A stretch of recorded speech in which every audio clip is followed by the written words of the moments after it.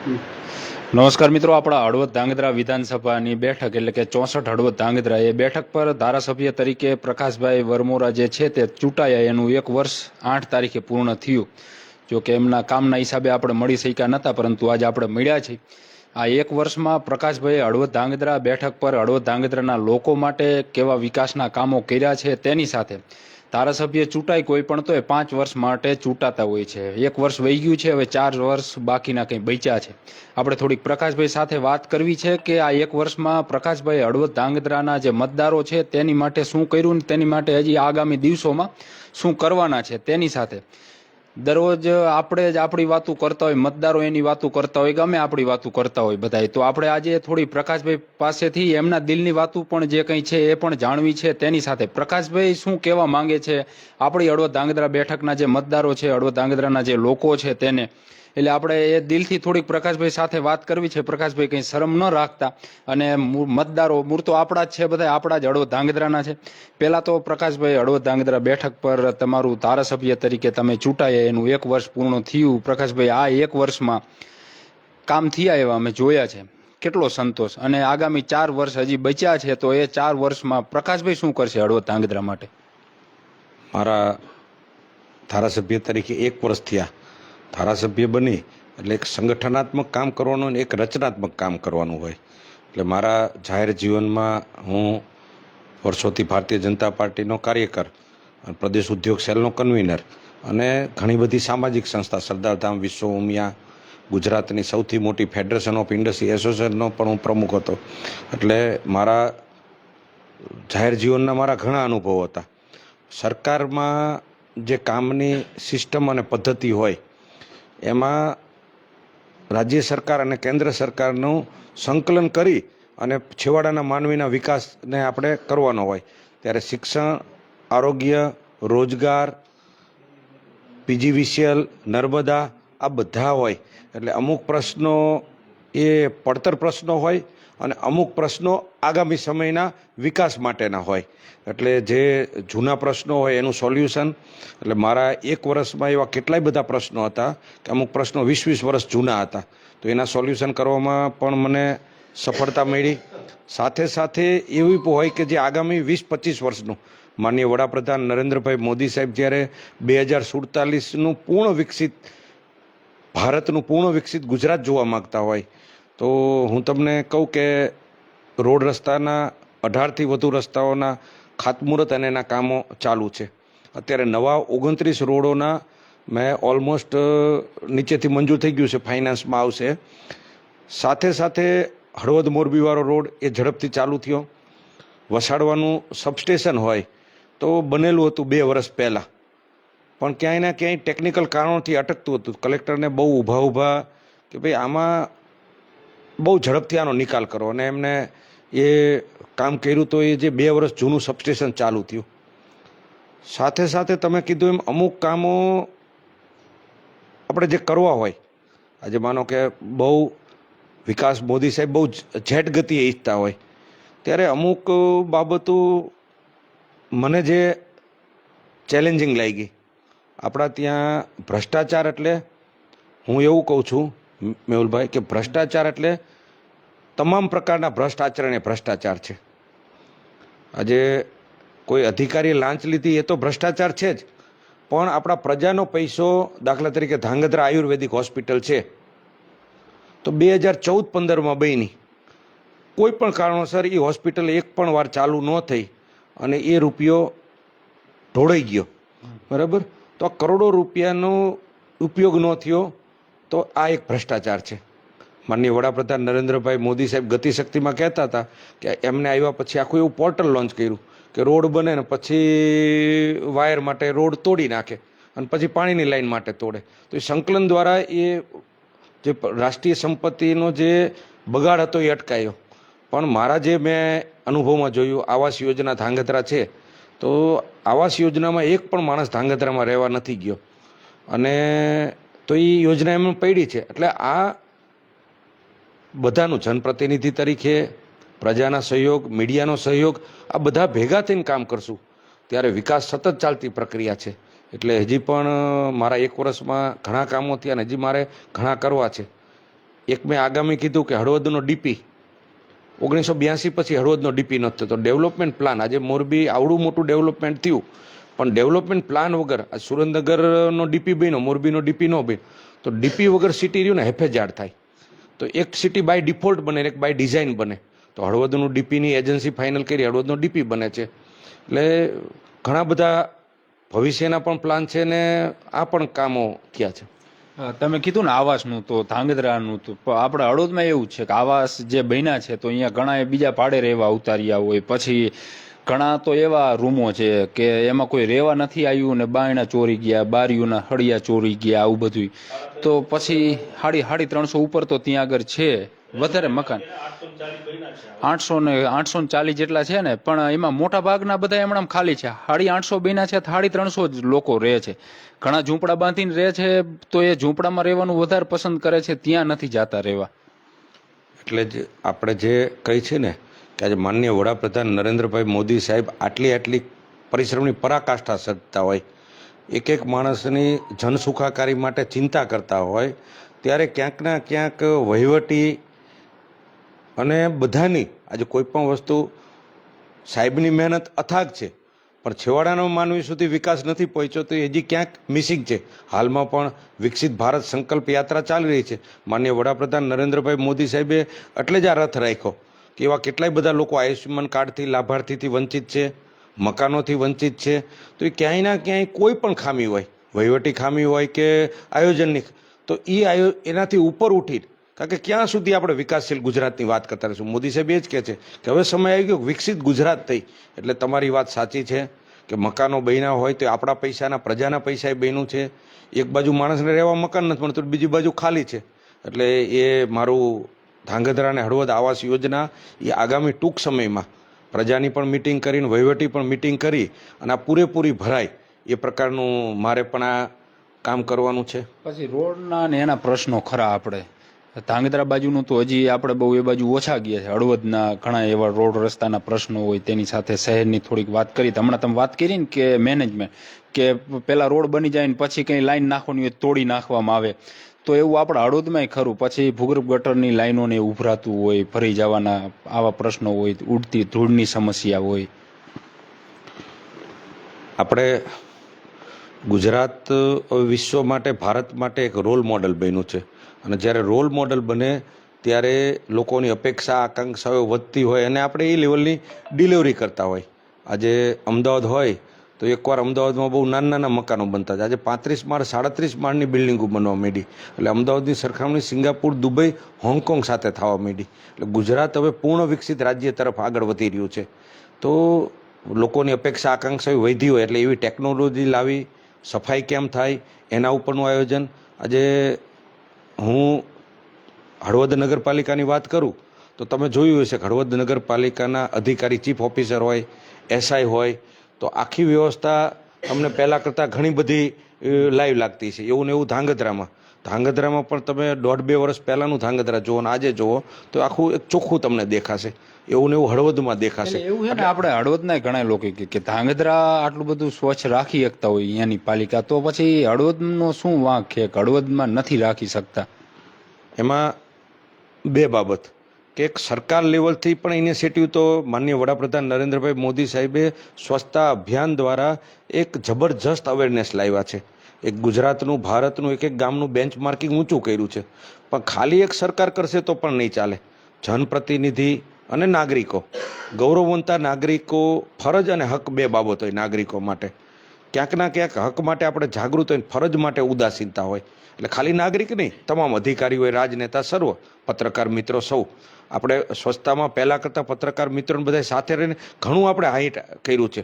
પણ જ્યારે વિશ્વ કક્ષાની કમ્પેરિઝન કરી તો હજી ઘણું બાકી છે. હું તમને પણ અભિનંદન આપવા માગું છું કે તમે આખું મીડિયાના માધ્યમથી હળવદને ત્યાં ધૂળથી જુદું કરવાનું આ તે એક કામ કર્યું. એટલે દરેક મિત્ર કામ કરે છે, પણ છતાં પણ હજી જે બેન્ચમાર્ક સ્વચ્છતાનો ઊંચો કરવો છે, સ્વચ્છતા હોય ત્યાં જ પ્રભુતા હોય છે.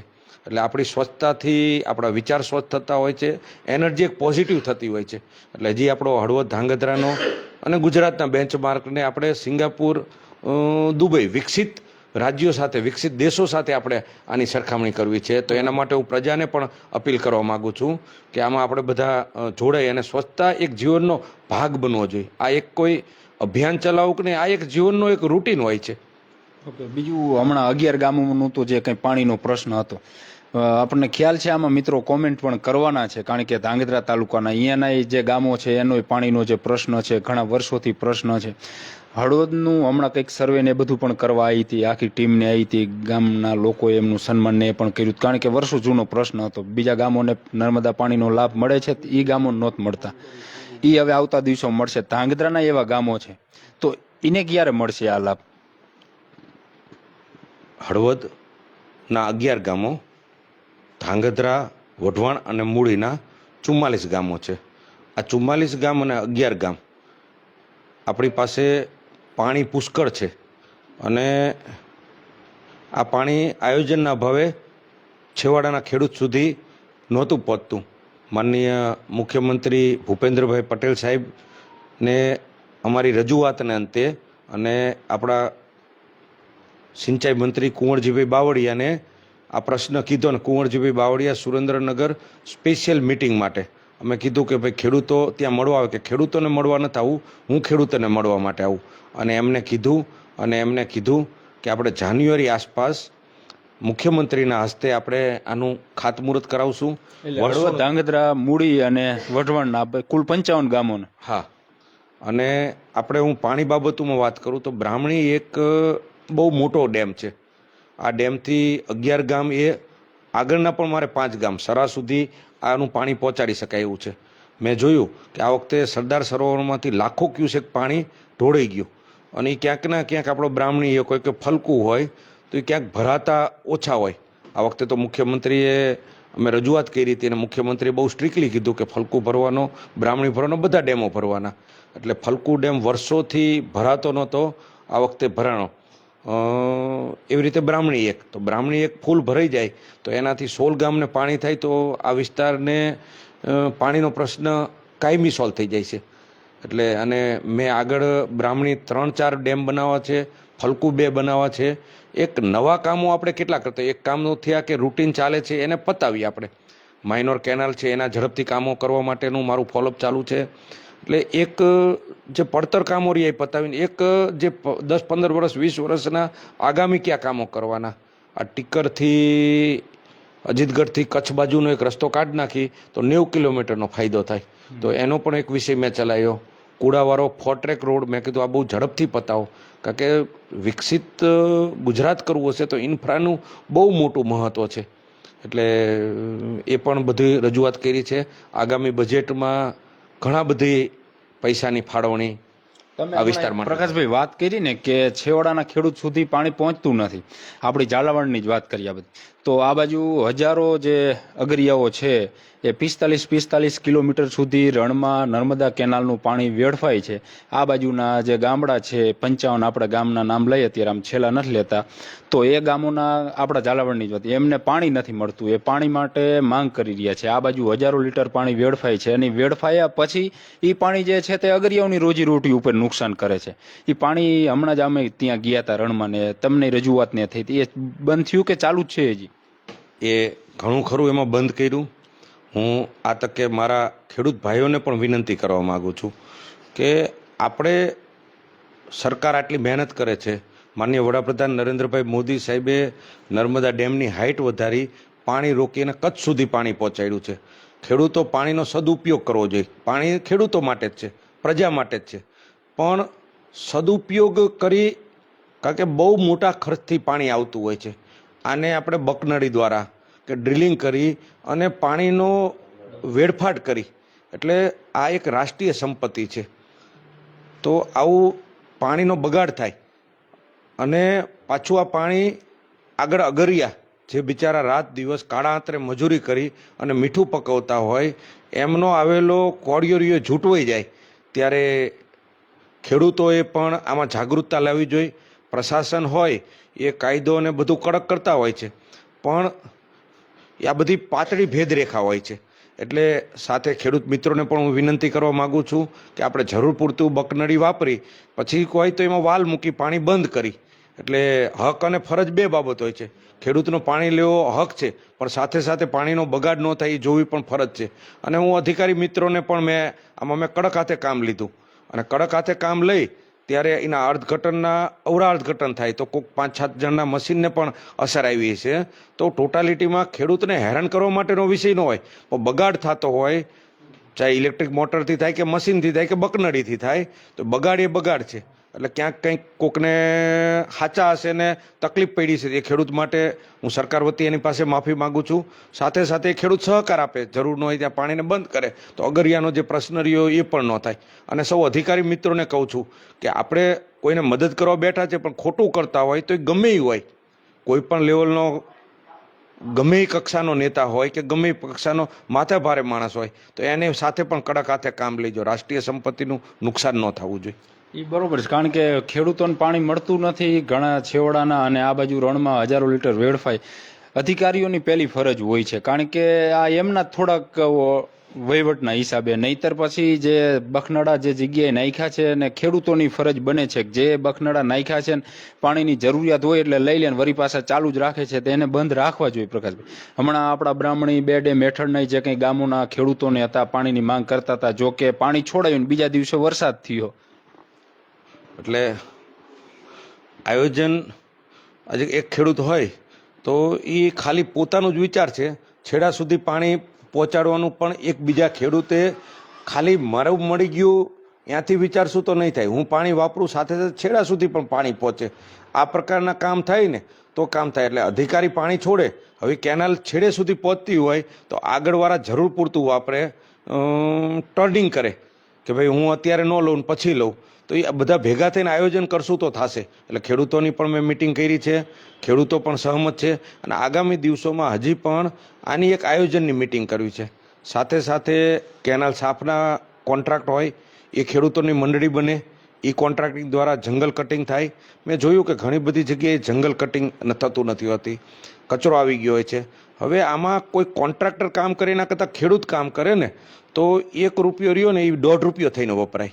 કારણ કે સ્વાભાવિક છે કે ખેડૂતને એની પીડા વધુ હોય, તો એ મંડળીઓ બનાવી છે અને પરમેનન્ટ સોલ્યુશન મંડળીઓ કામ કરશે તો એ રૂપિયાનું કામ ₹1.5 થશે. જે વાત કરી ને હમણાં જ આ બાજુ કેનાલો સુખપર બાજુની એ બાજુની સાફ કરે છે, તો સાફ કરવાની જગ્યાએ નુકસાન એટલું પહોંચાડે છે કે જે વસ્તુ કાઢી ઘણા ખેડૂતો કહેતા હતા કેનાલમાં નાખી દે, એટલે એ તો વળી પાછું એની થવાનું છે. પ્રકાશભાઈ, એક બીજો થોડોક આપણને ટચ કરતો મુદ્દો એ છે કે આપણું હળવદ આવડું મોટું છે, 4 મહિના થઈ ગયા, હળવદમાં કાયમી પીઆઈ નથી. આપણે અત્યારે જે પીઆઈ છે, LCBના પીઆઈ છે ને એમને હળવદનો ચાર્જ દીધો છે, તો મોટાભાગના જે લોકો, કારણ કે પોલીસની પણ જવાબદારી કે એનું પણ રોલ બહુ મહત્વનો હોય છે કાયદો વ્યવસ્થા આપણે જાળવવા માટે. હળવદને પ્રકાશભાઈ કાયમી પીઆઈ ક્યારે મળશે? હળવદના પીઆઈ માટે માનનીય ગૃહમંત્રી શ્રી હર્ષભાઈ અને હું ગઈકાલે ડીજીપી વિકાસ સાહી સાહેબને હું મળ્યો હતો. મેં હળવદ ધાંગધ્રા વિધાનસભાનું ડીજીપી સાહેબ સાથે એક MOU કર્યું કે ધાંગધ્રા હળવદ વિધાનસભાને ક્રાઇમ મુક્ત વિધાનસભા કરવી છે. આ બધા ધારાસભ્યો પણ બધા સરકાર સાથે MOU કરે, અને એ MOUમાં ડીજીપી સાહેબે મને એક બાબત કીધી. મેં કીધું મારે ધાંગધ્રા હળવદ વિધાનસભાને ક્રાઇમ ફ્રી કરવી છે, મને તમે માર્ગદર્શન આપો. એટલે એમણે એવું કીધું કે ભાઈ પોલીસ પ્રશાસનને તો અમે સારું કરી દઈને એની અવેરનેસ લાવી, અને જરૂર પડે તો હું પણ એકવાર ત્યાં આવી જાઉં, પણ સાથે સાથે તમારે એક માતાઓ, સંતો, સામાજિક આગેવાનોને પણ ઇન્વોલ્વ કરવા પડશે. ટોટલ જે ક્રાઇમ ફ્રી કરવું છે એના માટે પ્રજા તરફથી પણ એક સહયોગ જોશે. એમને મને એક ફ્રેન્કલી વાત કરી. મેં કીધું મારે આને દુબઈ હોય, સિંગાપુર હોય, હોંગકોંગ હોય, એ લેવલની ક્રાઇમ ફ્રી કરવી છે કે જ્યાં કોઈ કેસો નહીવત આવે. તો એમણે એમ કીધું કે ભાઈ તમારે બધી રીતે અવેરનેસ લાવવી પડશે. રહી વાત પીઆઈની, તો મેં કીધું તમે લો એન્ડ ઓર્ડર માટે મને કડક પીઆઈ આપો, એવા પીઆઈ આપો કે જે શાસન પ્રજાને હેરાન કરે છે એના કડક હાથે વજ્રની જેમ કામ કરે, અને સાથે સાથે એ નાગરિક છે કે જે સોફ્ટ છે એને શાસન ફૂલ જેવું લાગવું જોઈએ. એટલે કે પોલીસ અને નાગરિક વચ્ચેની સીધી આત્મીયતા થાય. સાહેબ બહુ પોઝિટિવ છે, વિકાસ સાહેબ પણ બહુ સારા છે, અને પ્રથમેશ સાહેબ છે જે બીજા આપણા ડીજીપી છે, તો એ પણ બહુ સારા અધિકારી છે. એટલે એમને મને સહયોગ કરવાની ખાતરી આપી. ટૂંક સમયમાં સારા પીઆઈ આપણને મળી જશે. અને લો એન્ડ ઓર્ડર રહ્યું ને, એ તો વિકાસ માટેની બહુ પ્રાથમિક શરત હોય. દુનિયામાં જ્યાં જ્યાં મોટો વિકાસ થયો છે, દુબઈ આવડું મોટું આગળ આવ્યું તો એનું ક્રાઇમ ઝીરો છે. એટલે ક્રાઇમનું ઝીરો હોવું બહુ મહત્ત્વનું છે. અને એનાથી એક સિટીનું પરસેપ્શન બનતું હોય છે. હળવદમાં ક્રાઇમ વધુ હોય તો જ્યારે બહારથી જ્યારે ઇન્વેસ્ટર આવવાના હોય ને, કે રોકાણ કરવા આવતા હોય, તો એ ક્રાઇમનો રેશિયો જોતા હોય. અને ગ્લોબલ ઇન્વેસ્ટરો તો પહેલાંય જોતા હોય, તમારી લોકાલિટી શું છે, પ્રજાની માનસિકતા શું છે, આ બધા પ્રકારનું જોતા હોય.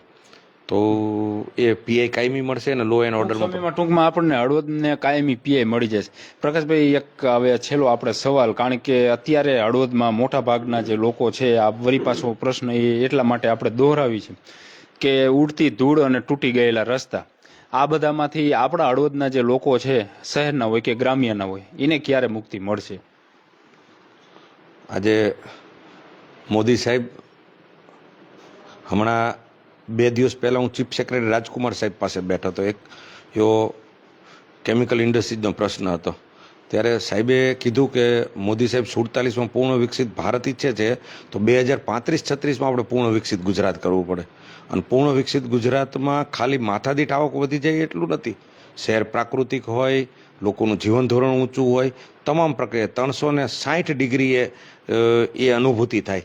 ત્યારે રોડ રસ્તાની ક્વોલિટી ઇમ્પ્રૂવ થવી પડે. આપણા ત્યાં રોડ રસ્તાનું પણ મેં જોયું કે વર્ષોની જે જૂની ડિઝાઇનથી હાલતા હોય અને હેવી ટ્રક ડમ્પરો હાલતા હોય તો એના લઈને તૂટતા હોય, તો અત્યારે SORમાં પણ એ ક્વોલિટી માટેના રેટ વધી ગયા. એટલે હવે જે ક્વોલિટી બનશે રોડની એ મજબૂત બનશે. અને માનનીય મુખ્યમંત્રી શ્રી પણ કહેતા હોય કે રોડો આપણે આટલા બધા રૂપિયા વાપરી છીએ, તો એની ક્વોલિટી તમે જાગૃત ધારાસભ્ય રહ્યા ને એ જુઓ. કારણ કે આપણો રૂપિયો રહ્યો એ બધો વપરાય એ જોવું પડે.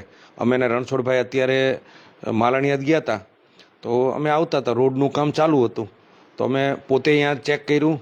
અમુક કામ એવી હતી કે નીચે ધૂળ હતી ને ઉપર કરતા હતા, તો તરત જ અધિકારીશ્રીને ફોન કર્યો અને કીધું કે આ પ્રકારનું કામ નહીં, આપણી પૈસા પરસેવાના પૈસા છે. હવે તમે ધૂળ સાફ ન કરો ને ઉપર નાખી દો, ડામર પાથરો તો રોડ તૂટી જાય. રોડ તૂટી જાય શું થાય? ત્યારે ફૂલ કડક હાથે એમને કીધું કે ભાઈ હવે આ રહ્યું. અને અધિકારી પોતે પણ અત્યારે ત્યાં ઉપરના અધિકારી પણ પહોંચે છે.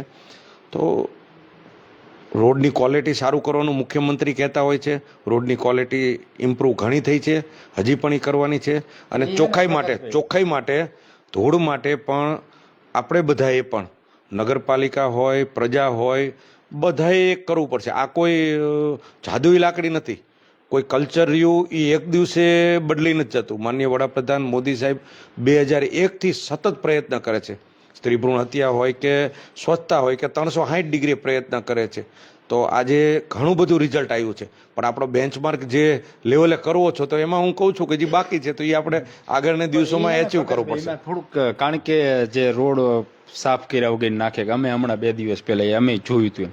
તો આમાં છે ને, હું એવું માનું છું કે નકરી કોન્ટ્રાક્ટરની બેદરકારી નથી હોતી. પછી બધાએ થોડુંક આપણે બધાએ એમાં જાગૃત થવું પડશે. કારણ કે કોન્ટ્રાક્ટરને કેટલા ફોન કરીને કહેતા હોય કે ભાઈ અમારા ગામ પાસે નીકળે તો અમારું શું.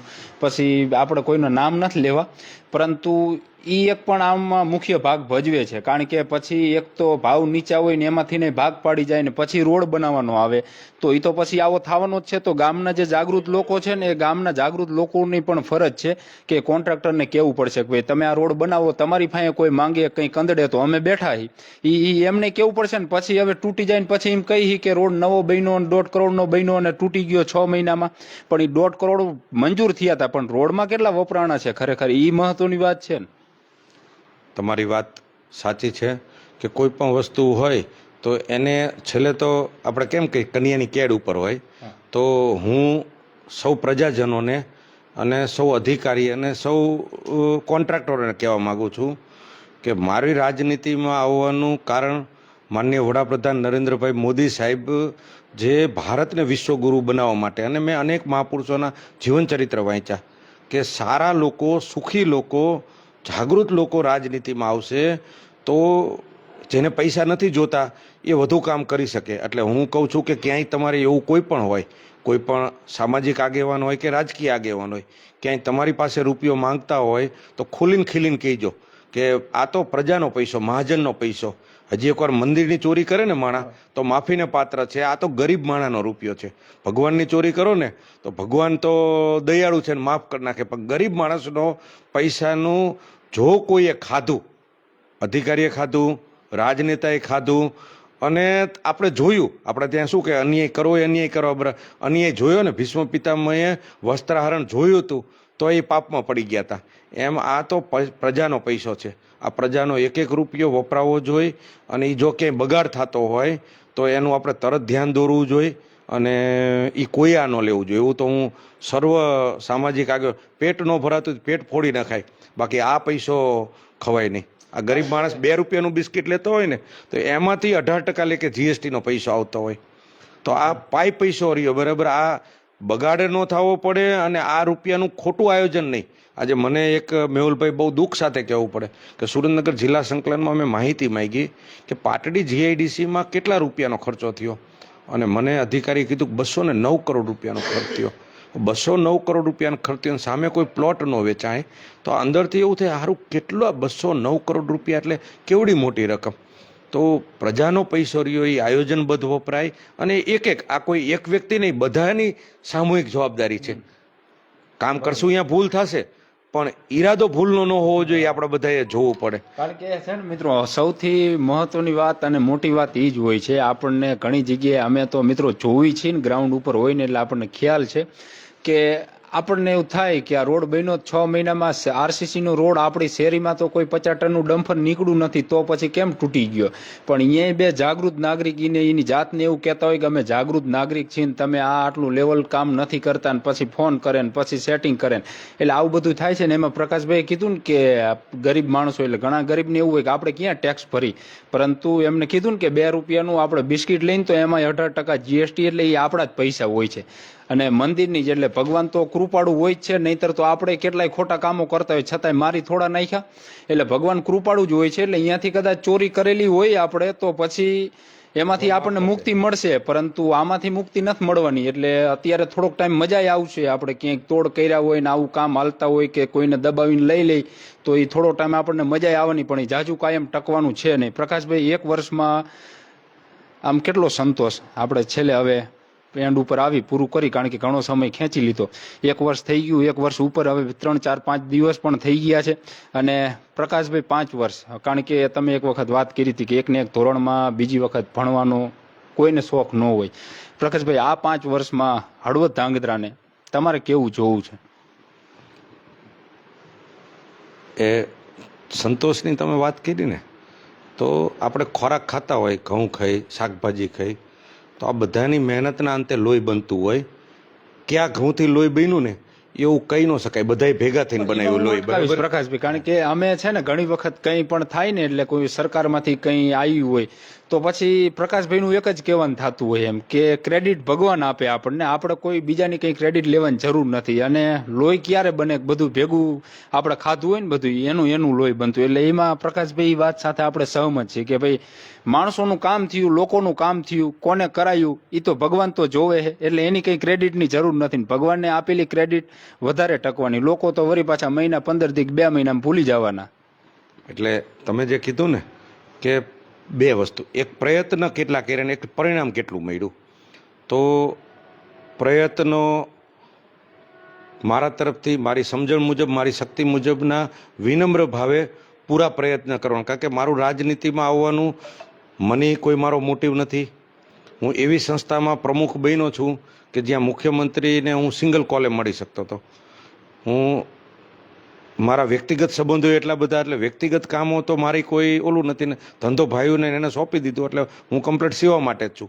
તો મારું જાહેર જીવનનો આવવા માત્ર પાછળનું એકમાત્ર કારણ કે હું કોઈક છેવાડાનો માનવી છે, એને પીડિત, શોષિત, વંચિત, એને મુખ્ય ધારામાં લાવવામાં હું ઉપયોગી થઈ શકું. એટલે મારા પ્રયત્નો પુષ્કળ હોય છે, પણ આપણા પ્રયત્નો એકથી કંઈ નથી થતું હતું. એની સાથે કેટલી બધી આખી ઇકોસિસ્ટમ હોય છે.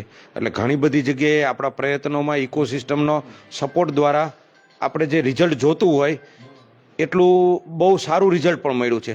અમુક પ્રયત્નોમાં આપણા પ્રયત્નો પછી પણ રિઝલ્ટ મીડિયમ લેવલે મળ્યું છે, અને અમુકમાં હજી પ્રયત્નો કર્યા પછી પણ હું તમને કહું બરાબર કે બોણી પણ નથી થઈ બરાબર. આ પણ એક મારે થવું જોઈએ, પણ મારું કામ છે પ્રયત્ન સતત ચાલુ રાખવાના, ભગવાનને પ્રાર્થના, સૌ અધિકારી મિત્રોને બધાને સાથે રાખી અને સૌનો સાથ, સૌનો વિકાસ, સૌનો વિશ્વાસ અને સૌનો પ્રયાસ. અને આપે જે વાત કરી ને કે રાજનીતિ એક ક્યાંક ના ક્યાંક, હું તો આમ જુઓ ને તો વ્યક્તિ કરતાં દલ મોટું, દલ કરતાં દેશ મોટો, સેવાભાવ સાથે કામ કરતા સિદ્ધાંતોની પાર્ટી માટે કામ કરતો છું. પણ જાહેર જીવનમાં હું ચેમ્બરમાં પણ હોદ્દેદાર, ફેડરેશનમાં પણ હોદ્દેદાર રહ્યો છું ને, તો ક્યાંક ના ક્યાંક રહ્યું ને ક્રેડિટ માટે રહ્યા ને એ બધા દોડતા હોય કે ભાઈ અમે આમ કર્યું, અમે આમ કર્યું. તો જાહેર જીવનમાં હોય તો આપણે પ્રયત્નો માટે જ હોય, કામ કરવા માટે જ હોય. એટલે ક્રેડિટ રહીને હું આને મજાકના ટોનમાં પણ એવું કહું, કોઈ મિત્રો માટે હું નથી કહેતો, વકીલ મિત્રો તે ખાલી જોક્સનું એક બહાનું હોય કે વકીલ મિત્રો રહ્યા ને એ કેસ જીતી જાય ને તો એવું કહે કે આપણે જીતી ગયા, અને હારી જાય કે તમે હારી ગયા કે બરાબર. તો ક્રેડિટ એ લેવાનું ન હોય ક્રેડિટ. અને બીજું કે કામ સારું થાય તો બધે પ્રજાએ બધાએ કર્યું. એક શિક્ષક જે મહાન શિક્ષક હોય ને એને સારું રિઝલ્ટ આવે ને તો એવું કે આ વાલીઓએ ધ્યાન આપ્યું દીકરામાં, છોકરા ભણ્યા છે, શિક્ષકોએ ભણાયો, ક્રેડિટ બીજાને આપે. અને નબળો આચાર્ય હોય ને તો સારું થાય તો મેં કર્યું, નબળું થાય તો વાલીએ નથી ભણાવ્યા. તો હું મોદી સાહેબનો સૈનિક છું, ભારતીય જનતા પાર્ટીનો. તો અંત્યોદયથી સર્વોદય ન થાય ત્યાં સુધી આપણે ક્રેડિટ લેવાના હકદાર નથી. ક્રેડિટના હકદાર તો આપણે ત્યારે અને ત્યારે થાય કે જ્યારે પૂર્ણ વિકસિત ભારત બને, પૂર્ણ વિકસિત ગુજરાત બને. અને આ ક્રેડિટના હકદાર આપણે નથી. આપણા મહાપુરુષો, દિવ્ય પુરુષોએ જેમને એનું જીવન ખરપી નાખ્યું કોઈ અપેક્ષા વગર. 1947 પહેલાં જોયું ને તો એવા કેટલાય બધા લોકોએ એનું જીવન ખરપી નાખ્યું, ત્યારે ભારતનું આ બંધારણ બન્યું છે હજારો વર્ષની ગુલામી પછી. તો ક્રેડિટના હકદાર એ બધા છે. આપણને તો પેટ ભરીને સેવા કરવાની, એ બધા ભૂખા પેટે સેવા કરી છે. તો આપણે તો ખાઈ પીને સેવા કર્યા. ધારાસભ્ય હોય તો પગારો મળે, લોકો સાહેબ સાહેબ કરે, સન્માન મળે ને સેવા કરવાની. એમને તો સહન કરીને સેવા કરી હતી. એટલે આપણે તો અંત્યોદયથી સર્વોદય ન થાય ત્યાં લગી ક્રેડિટના હકદાર નથી. હજી પણ આપણે મોદી સાહેબ કહેતા પરિશ્રમની પરાકાષ્ઠા સર્જવી જોઈએ. એટલે હજી પણ હું ક્યારેક મહાપુરુષનું અને મોદી સાહેબનું જોઉં ને ત્યારે મારા બહુ બધા આગેવાનોને કહું, મારો સરપંચ હોય કે તાલુકા પંચાયતનો હોય કે કોઈ પણ હોય, કે મોદી સાહેબના પ્રમાણમાં રાજકીય આગેવાનો આપણે ક્યાંક ના ક્યાંક ઓછી મહેનત કરી છીએ. એમની જેટલી સંવેદના છે વૈષ્ણવજન તેને કહીએ, પીડ પરાઈ જાણે રે, પર દુઃખે ઉપકાર કરે તો મન અભિમાન ના આણે રે. હજી પણ એ સંવેદના વધારવી જોઈ. હજી પણ મને આજે તમે મને કીધું ને, હજી મને અમુક ચૂપતા પ્રશ્નો છે. દાખલા તરીકે ભેળસેળ, આપણું લોહી ઉકળી જાય કે દૂધમાં ભેળસેળ થાય. મિત્રો પેટ ન ભરાય તો પેટ ફોડી નખાય. અને પેટની ભૂખ માટે ભેળસેળ કરતા હોય તો હજીને માફીને પાત્ર મનની ભૂખ માટે, કે બંગલો બનાવવા માટે કે સોનું ભેગું કરવા માટે આ કરે ને, આ લાગેલું આપણને કલંક કહેવાય. સ્ત્રી ભ્રૂણ હત્યા, આજે દીકરા દીકરી વચ્ચે ભેદ જોવામાં આવે છે. આજે દીકરી રહી, મને સંકલનમાં ઘણા પ્રશ્નો પૂછ્યા. સાયલાને ત્યાં 8મા ધોરણ પછી દીકરીનો ડ્રોપ આઉટ રેશિયો એવડો મોટો નીચો હોય. તારે દીકરીને નહીં ભણાવી તો ભારત વિકસિત ભારત કેવી રીતે બનશે? આજે પણ હું સારા અર્બન લોકોમાં એને પૈસાની કટોકટી થાય તો દીકરીને ભણાવતો, આ લાગેલું આપણને કલંક છે. આપણું હૃદય દ્રવ્ય ભેળસેળ જોવું, એવું ને એવું જંતુનાશક દવા, કે રેડ લગાવેલો ખેડૂત જંતુનાશક દવા વાપરે અને એ દવા કોઈના પેટમાં જાય, નાના બાળકને ખોરાક જાય. આજે કેન્સર અને ડાયાબિટીસ કેપિટલ થઈ ગયા છે. એટલે જે કહું છું ને ભ્રષ્ટાચાર, આ તમામ પ્રકારના ભ્રષ્ટાચાર છે. અને આને એક આપણે બધા એક મુહિમના રૂપમાં લેવું પડશે. હમણાં હું 2 દિવસ કુરુક્ષેત્ર પણ હતો. આપણા રાજ્યપાલનું ફાર્મ આખું ઓર્ગેનિક. હા, રાજ્યપાલ શ્રી, મને હું દિલ્હી હતો તો મને એમને પ્રેમથી આમંત્રણ આપ્યું તમે ચાલો મારી સાથે 2 દિવસ. અને હું રાજ્યપાલના આમંત્રણથી હું ત્યાં ગયો. ને રાજ્યપાલશ્રીએ 2 દિવસમાં મને એમની ગુરુકુલ વ્યવસ્થા પણ બતાવી, જ્યાં વેદને આપણી જે પ્રાચીન સંસ્કૃતિનું શિક્ષણ આપવામાં આવે અને સાથે ગ્લોબલ, એટલે લોકલથી ગ્લોબલ કેવી રીતે બની શકાય એનું શિક્ષણ છે. ને જે પ્રાકૃતિક ખેતી હું જોઈને આવ્યો ત્યારે એમાંથી મને પ્રેરણા મળી. તમારે બધાને, આપણે બધાય ભેગા થઈ હળવદ, ધાંગધ્રા બંને તાલુકો આપણને નર્મદાના લાભ મળ્યા. આપણા ખેડૂતો પણ સારા છે. આ 2 તાલુકાને આગામી 10 વર્ષમાં સંપૂર્ણ પ્રાકૃતિક ખેતીવાળો કરો. હમણાં હું દિવાળી ઉપર ભૂતાન ગયો હતો. આ પૃથ્વીનો સૌથી હેપીનેસ ઇન્ડેક્સ ઊંચામાં ઊંચો ભૂતાનનો છે. અને ભૂતાનમાં એક પણ ડીએપી, યુરિયા, રાસાયણિક ખાતર નહીં, જંતુનાશક દવા નહીં. તો એ શુદ્ધ આહાર, શુદ્ધ જીવન. તો આપણે પણ હેપીનેસ ઇન્ડેક્સ અને આ બધું આપણે કરવું છે. પ્રકાશભાઈ, એક છે ને હવે છેલ્લો સવાલ, કારણ કે ઘણો બધો સમય થઈ ગયો, કારણ કે મોટા ભાગે જે લોકો છે એની એક મગજમાં એવું ઘર કરી ગયું છે કે ભાઈ ધારાસભ્ય, તો ધારાસભ્યને આપણે ક્યારે ફોન કરવાનો? દારૂમાં પકડી જઈએ, જુગારમાં પકડી જઈએ, ક્યાંય બાજવામાં પકડી જઈએ, ક્યાંય બાઇક આપણું પકડ્યું હોય તો ફોન કરવાનો હોય. એટલે એક એવી માનસિકતા એક એવી ઘર કરી ગઈ છે કે ભાઈ એવા કંઈ કામો હોય એમાં જ આપણે ધારાસભ્યને એને ફોન કરવાનો, અને પછી કહેતા હોય કે ભાઈ એમને કીધું ને છતાંય અમારું કામ ન કર્યું. પરંતુ બીજી ઘણી બધી એવી જવાબદારીઓ હોય છે, કારણ કે મોટા ભાગને શું છે કે હવે એક આખી એક ફેશન આવી બની ગઈ છે કે ધારાસભ્યનું કામ હોય તો એ આવું આપણે કામ કરવાનું, બાકી બીજા જે ઘણા એવા સારા કામો છે કે એમને અંદરથી એવું થતું હોય કે ભાઈ આ થોડું આમને કહેવાનું હોય. તમે જે કીધું ને, મેં એવા મોટા ઓર્ગેનાઇઝેશનો સાથે કામ કર્યું છે. આજે કાર્લાઇન કંપની છે તો વર્લ્ડની બહુ મોટું સેકન્ડ લાર્જેસ્ટ ફંડ છે. એટલે એમાં બે શબ્દ બોલતા હોય છે, KRA અને KPA, કી રિસ્પોન્સિબલ એરિયા અને કી પરફોર્મ એરિયા. કોઈ પણ રોલ્સ રિસ્પોન્સિબિલિટી હોય ને, જવાબદારી હોય ને, એની રિસ્પોન્સિબલ એરિયા હોય અને કી પરફોર્મ એરિયા હોય. તો ધારાસભ્ય હોય એનો કી રિસ્પોન્સિબલ એરિયા હોય છે કે વિસ્તાર માટે શિક્ષણ, આરોગ્ય, ઇન્ફ્રાસ્ટ્રક્ચરના કામો કરવા, જે સરકારી ફેસિલિટી હોય એને પ્રોવાઇડિંગ કરવું, આનો કી રિસ્પોન્સિબલ એરિયા હોય છે.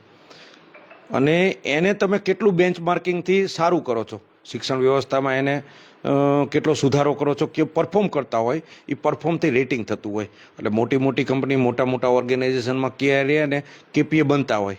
હવે આપણા ત્યાં જે KRA અને KPA કે ધારાસભ્ય, સંસદ સભ્ય, એક સરપંચ સુખ દુઃખમાં આપણી સાથે ઊભો રહે, બરાબર, એક એ છે, પણ એની સાથે વિકાસ એ એમની પ્રાઇમરી રિસ્પોન્સિબિલિટી કહેવાય, પ્રાઇમરી ફરજ કહેવાય.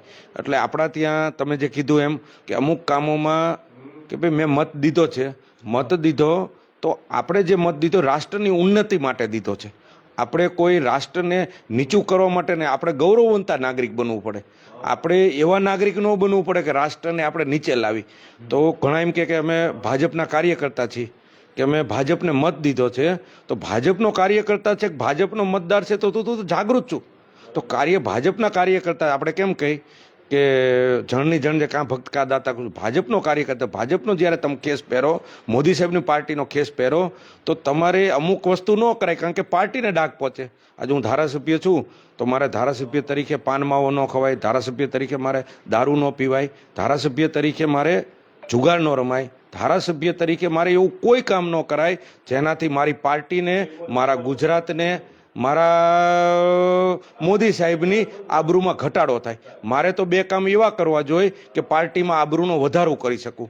ત્યારે ભાજપનો નાગરિક હોય કે ભારતનો નાગરિક હોય તો એ દરેકની હક અને ફરજમાં ભારતનો નાગરિક એવો હોવો જોઈએ, મોદી સાહેબનો નાગરિક કેવો હોવો જોઈએ.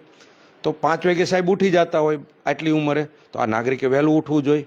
એટલે મારી જે તમે જે કહો છો કે ઘણીવાર પોતે ખરાબ કામ કરે અને પાછું વટ સાથે આવે, તો ચોરી કરવી એને માથે સીના ચોરી ન હોય, ભૂલ થઈ જાય. આજે હું કહું છું કે વર્ષોથી આદત પડી હોય તો એને વટ કરીને નહીં, એને કહેવાય કે ભાઈ એકવાર મારી ભૂલ થઈ ગઈ છે, હવે મને માફ કરજો. કે આપણો બંધારણ રહ્યું ને એ લોકોને સુધારવાની તક આપે છે. હોત ગુનેગાર છટકી જાય તો વાંધો નહીં, પણ મારી દારૂ થઈ ગઈ, કોઈ કૌશંગ થઈ ગયો, પણ હું મૂકી દેવા માગું છું.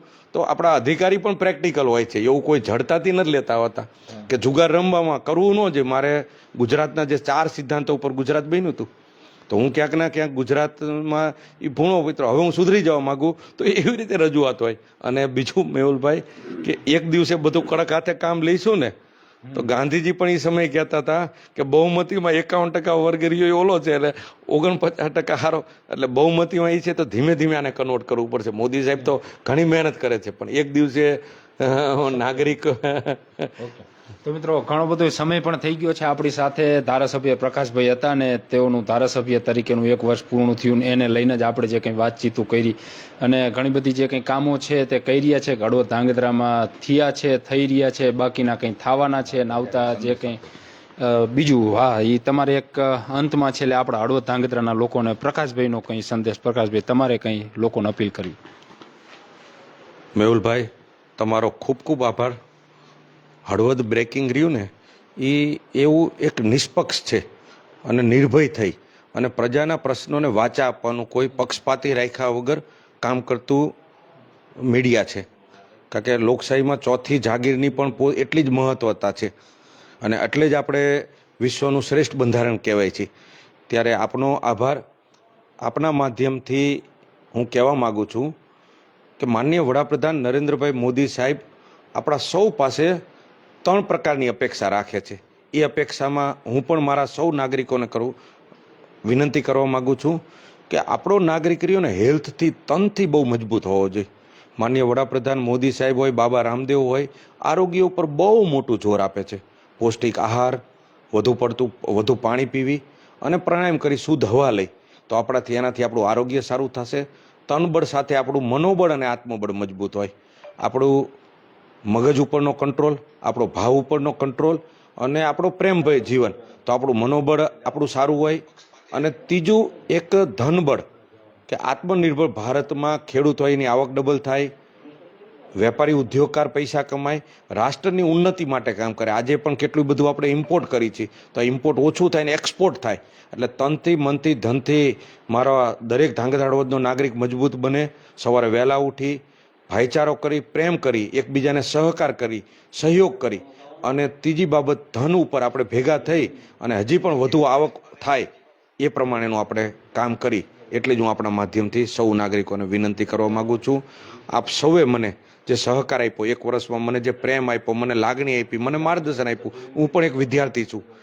જાહેર જીવનમાં સતત શીખવાનું હોય, તો સૌએ મને શીખવાડ્યું છે, મને આશીર્વાદ આપ્યા છે અને સહયોગ આપ્યો છે. નામી અનામી સૌનો હું આભાર માનું છું. અસ્તુ.